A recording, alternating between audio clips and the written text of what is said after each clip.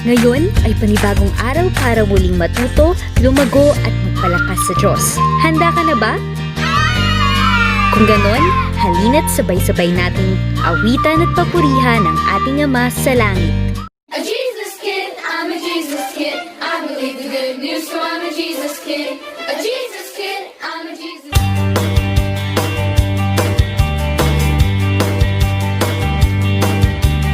He is God, the one true God. There's no doubt.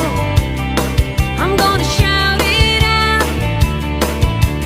He is King, the one true King.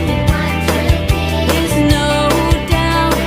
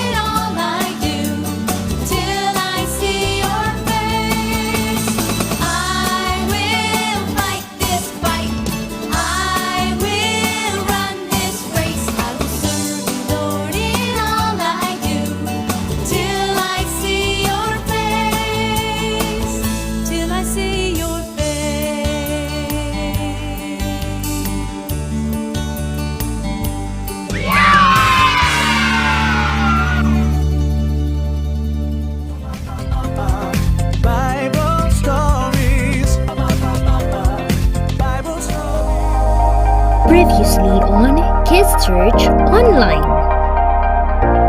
God's story, David and Goliath. So part of God's story is about the time David fought Goliath, and it begins like this. David was the youngest of 8 brothers. His job was being a shepherd, which meant he spent all day in a field watching sheep eat and roll around the grass. Meanwhile, some of his brothers were off with the Israeli army preparing for war against the Philistines. The Philistines were one of the toughest armies the people of Israel had to fight. So one day, David was taking food to his brothers because his dad asked him to. But when he got there, his brothers accused him of coming so he could watch the fight instead of the sheep. Since David knew in his heart he was just obeying his dad, he didn't mind being misunderstood. Anyway, while David was there, he saw a huge Philistine man, more than 9 feet tall, step onto the field between the two armies. He was wearing a thick helmet and armor and carrying huge weapons. His name was Goliath, and he was definitely used to being the winner. David found out that Goliath had been stepping onto the field like this every morning for the past 40 days and saying, "Give me a man and let us fight each other." But nobody from Israel was brave enough to fight him, even the king. Well, David didn't like that this giant was intimidating the Israelites. After all, they were God's special family. And because God was with the Israelites, they could have courage in any situation. So David, who wasn't even a soldier, told the king, "I'll fight against him." Now, the king thought David was too small, but he really wanted someone to fight Goliath. So he gave in. And David knew he wasn't strong enough to beat Goliath by himself, but he believed God would be with him. So he said, "The Lord will rescue me from the hand of this Philistine." The king hoped David was right. He even had his own weapons and armor put on David, but they didn't fit him. David decided to go into battle in his regular clothes. That's how sure he was that God would help him. Anyway, David went to a nearby stream and chose 5 smooth stones to use with his slingshot. Then he walked onto the battlefield to meet the massive Goliath. When Goliath saw how wimpy David looked, he was furious. He thought he'd get to fight the Israelites' strongest warrior. He said to David, "Am I a dog that you come at me with sticks? I'll give your flesh to the birds and wild animals." David might have looked like a wimp, but he was actually really brave. In fact, he was so brave that when he was taking care of sheep, he fought off bears and lions. Because God helped him protect his sheep, David knew God would help him protect this special family. David said, "You come at me with a sword, but I come at you with the name of the Lord Almighty." He was explaining to Goliath that God was more powerful than anything. He also added that he would feed Goliath's flesh to the birds, which made the giant even more mad. Then David took a stone, put it in the slingshot, and slung it at Goliath. Goliath didn't even get a chance to swing a sword because the stone hit him right in the forehead and sunk in deep. He face-planted straight into the ground. Nobody could believe it. Then David ran over, took hold of the giant's sword, and drew it from the sheath. He took the sword and cut off Goliath's head. David carried the head all the way back to Jerusalem. And when the Philistine army realized Goliath was dead, they started running away like a bunch of scaredy cats. The Israelites chased the Philistines, shouting loudly. They had won. God used David, who was just an average kid, to rescue his people. And that's the story of David and Goliath. So, in case you missed it, here's the quick version. David was a shepherd. He brought his brothers lunch. He saw Goliath. Goliath scared everybody. David wasn't scared. He knew God was stronger. David fought Goliath. He used one stone. God helped him kill Goliath. The Israelites won. God's people were saved. And that's a part of God's story. This is David. David is legendary. He was a king in Israel and ruled for 40 years. As a kid, God helped him defeat a giant named Goliath using a single stone and a slingshot. He also fought off a lion and a bear, all by himself. So he was basically a champion fighter. But David wasn't just a tough guy. He was also a poet. He wrote lots of the Psalms. That's a book of songs and poems in the Bible. David was so great that God said he was a man after his own heart. which basically means God thought David was a lot like him. But David wasn't perfect. Far from it. David lied and made big mistakes, and even had people killed. His mistakes caused a lot of problems for the Israelites. But even though David was very far from being perfect, God used his family to be the one that Jesus would be born into. God loved David. Failures, successes, good things, and bad. And David loved God too. The Miracle of Mercy. David and Saul. This is David. Hey! David was a shepherd who lived in Israel. David was chosen by God to be the next king of Israel when he was just a boy. But David had to wait a very long time until that promise would come true because there was another king of Israel named Saul. Saul was strong and tall and looked like everything a king should be. But Saul did not follow God like he was supposed to, and for that reason, God chose to take the kingdom from Saul's family and give it to David's. David became a great warrior. And everyone in the kingdom loved David. This made Saul jealous, and Saul hated David because he thought he would try to kill him and take the throne from his family. So Saul wanted to kill David. Whoa! Saul hunted David, but he couldn't catch him. One day, Saul heard that David was in the wilderness of En-Gedi. So Saul gathered 3,000 of his skilled fighters and went to find and kill David. During Saul's search for David, he went in a cave to relieve himself.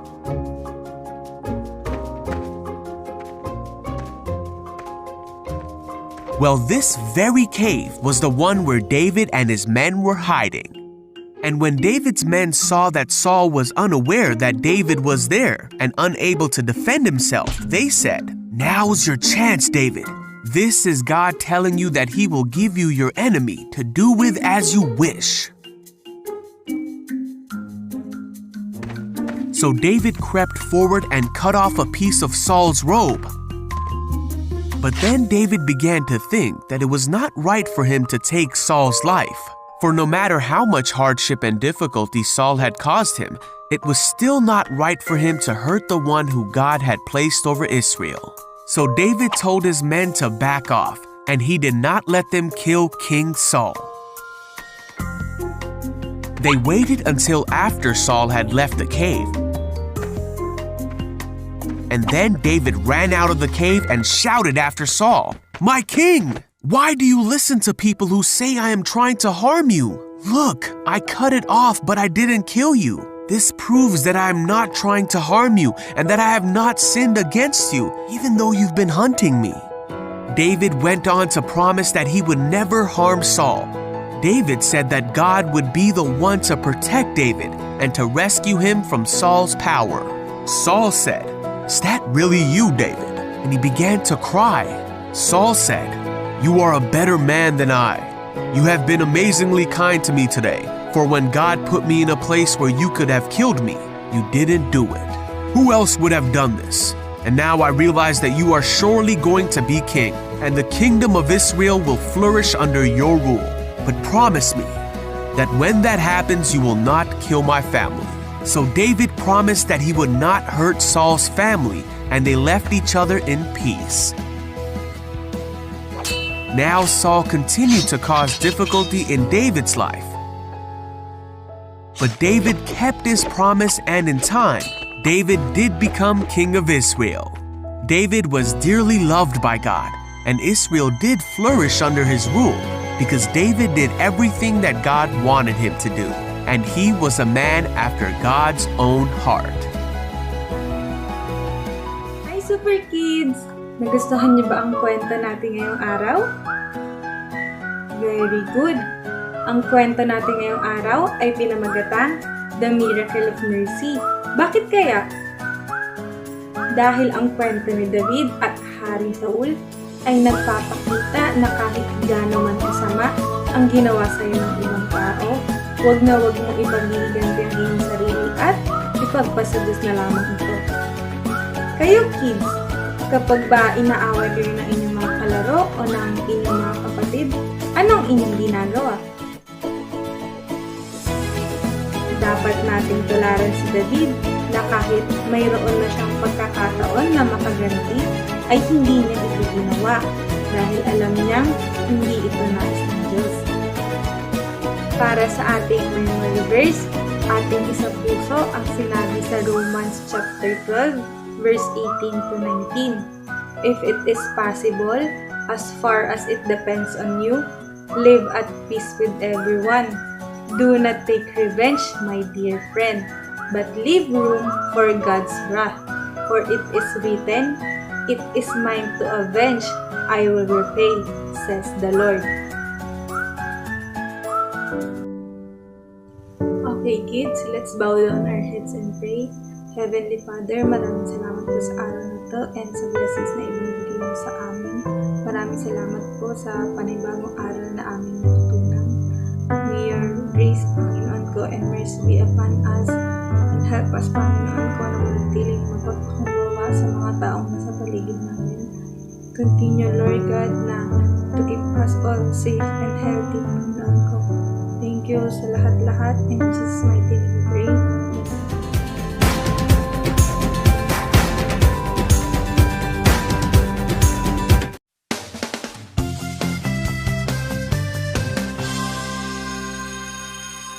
Today, class, we're going to learn about butterflies. Okay, be sure to pay attention because I will be asking you all some questions after. Hey, Peter, guess what I saw today? Butterflies. What? Caterpillars. A big bullfrog on my front porch. It sounded like ribbit, ribbit. Emerge from that cocoon into beautiful butterflies. But there's something here at school. Ribbit. Many more caterpillars today. Boys, Yes, Miss Flowers? do you have something you want to tell us? No. I was just telling Peter about a frog that I saw at my house. Peter, Yes? I'm sure you can tell me about the frog, but can you tell me what insect turns into a butterfly? I know what a butterfly looks like. Boys, talking while I'm teaching not only distracts those around you, but also keeps you from learning. Sorry, Miss Flowers. We'll be quiet while you're teaching from now on. Well, I don't want complete quiet. If you have something to say, just raise your hand. Yes, Chris? I don't know what insect turns into a butterfly either. Could you please go over it again? Yes, you can see me after class. But there are plenty more things to learn today. So for now, listen up. Yes, ma'am.